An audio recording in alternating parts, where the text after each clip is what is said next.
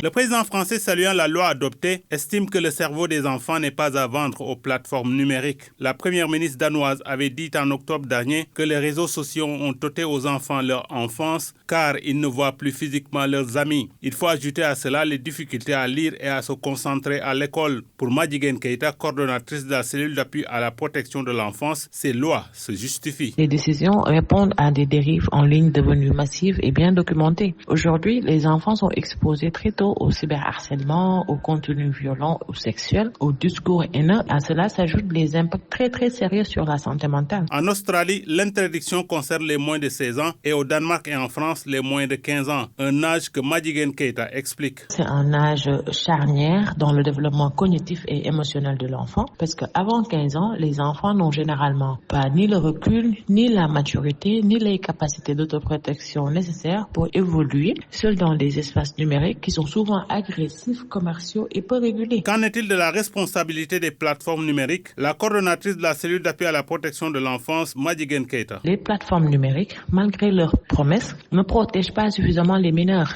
parce que les systèmes de vérification d'âge sont très faibles et les algorithmes privilégient l'engagement plutôt que la sécurité. Et face à cette réalité, les pouvoirs publics ont le droit d'agir pour protéger leurs enfants. Ces lois ne visent pas à punir ou isoler les enfants du numérique. L'Australie a montré la voie qu'on peut bien faire face à la toute-puissance des géants du numérique. Une restriction qui tente de nombreux pays face à des plateformes numériques hors de contrôle.